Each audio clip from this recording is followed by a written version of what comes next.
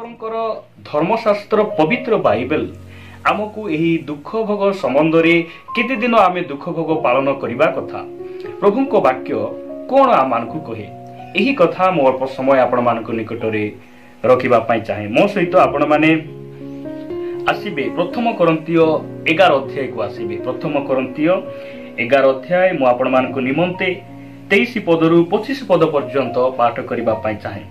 एठारे प्रकार लिखा जाए कारण मु प्रभुंको ठारु प्राप्त जो शिक्षा तुम्भ मानकु प्रदान करियोछि ताहा एही शत्रु हस्तरे समर्पित हेबा रात्रि रे प्रभु जीशु रोटी घेनी धन्यवाद देई ताहा भांगी कहिले 24 पद एहा तुम्भ मानक निमंते मोहर शरीर मते स्मरण करिबा निमंते एहा कर। प्रिय भाई भौणी माने साधु पाउल कोरिन्थीय मंडलीर विश्वासी मानकु अर्थात आजिर मंडलीर समस्त भाई भौणी मानकु एही वाक्य द्वारा परमेश्वर कहिबा पई चाहंती जे प्रभुंको ठारु जो शिक्षा साधु पाउल पाइथिले से शिक्षा कोन जे प्रभुंकर दुख भोग पूर्वरु शत्रु हस्तरे समर्पित हेबा पूर्वर रात्रि रे शेष रात्र भोजरे प्रभु जीशु ख्रीष्ट से रोटी भांगी कहिले कोन बोली कहिले जे एहा मोहर तुम्भ मानक निमंते शरीर मोहर शरीर कोन कर मते स्मरण करिबा निमंते एहा कर। जदि 25 पद आपण माने पढ़िबे एठा लेखा जाए सेही परी भजन उतारे से पानपात्र मध्य घेनी कहिले एही पानपात्र मोहर रक्तरे स्थापित नूतन नियम तुम्भे माने जेते थर एथिरु पान कर सेते थर मते स्मरण करिबा निमंते कर। प्रभुंको नामर गौरव हो। प्रिय भाई भौणी माने 25 पदरे साधु पाउल कोरिन्थीय मंडली निकट को से यह कहंती जे एही पान पात्ररु जेते थर तुमे पान करो सेते थर मते स्मरण कर। मंडली रे आज अनेक मंडली रे प्रभु भोज पालन करा जाए। प्रिय भाई भौणी माने आमे वर्ष को थरे जे प्रभुंकर दुख को मने पकाइबा ताहांकर कृष्य जंत्रणा कृष्य से बलिदान को मने पकाइबा एहा मानकु बाइबल कहे नाय।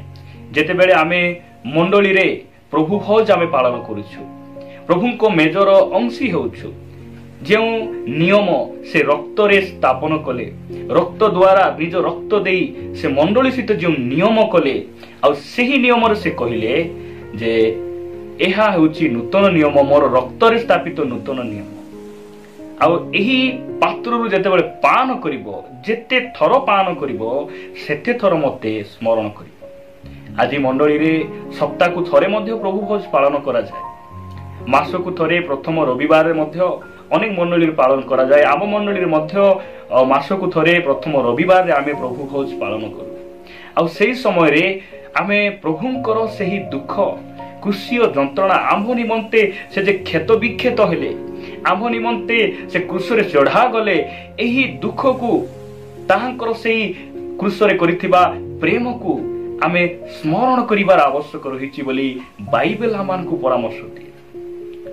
प्रिय भाई भौणी माने परमेश्वर आमान को प्रेम करुथिबारु एही सबु कथा से आमान को कहिबा पई चाहंती आमे जे वर्ष को थरे ताहांकर दुख भोग को मने पकेबा ताहा गोटे परंपरा अटे किंतु वाक्य कहे जे प्रतिदिन प्रभु भोज सहित आमे ताहांकर कृष्य दुख जंत्रणा से दुख को आमे स्मरण रे रखिबा। आद्य मंडली रे प्रेरित पुस्तक 2 अध्याय जदि आपण पढिबे 45 पद परे परे लेखा जाए जे आद्य मंडली रे लोक माने से माने प्रतिदिन घरे घरे रोटी भांगी से माने सहभागितारे रही प्रभुंकर सेही क्रूसर से प्रेम सेही महाबलिदान ताहांकर दुख जातना को से माने स्मरण करुथिले आ प्रतिदिन से लोक मानकर प्रिय पात्र होउथिले। प्रिय भाई भौणी माने एई कथा को आमे मने रखिबा जे आमे एई दुख भोग को आमे गोटे ट्रेडिशनली भाव रे नेबा नाय आमे गोटे परंपरा भाव रे नेबा नाय।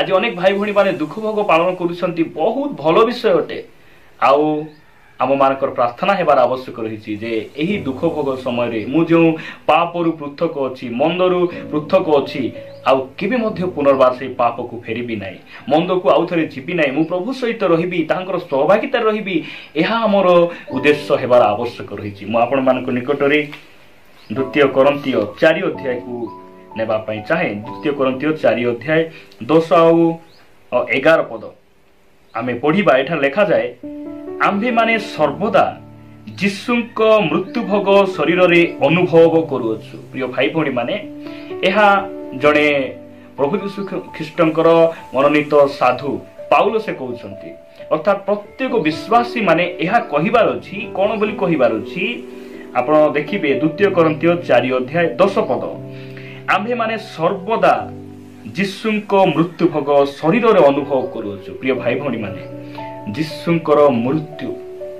को आमे सर्वदा आमे ट्रेडिशनली भावरे नाही, आमर परंपरा भावरे नाही, वर्ष को थरे नाही, मास को थरे नाही, 2 वर्ष को थरे नाही, ए प्रकार बाइबल आमान को कहे नाही। बाइबल आमान को कोन परामर्श दिए, आमे जेपरि सर्वदा ताहांकर मृत्यु को आम शरीर रे आमे अनुभव करू, आम शरीर रे आमे कोन करबू अनुभव करबू। ताब लेखा जाए, जेपरि जीशुंक जीवन मध्य आम्भ मानक शरीर रे प्रकाशित हुए।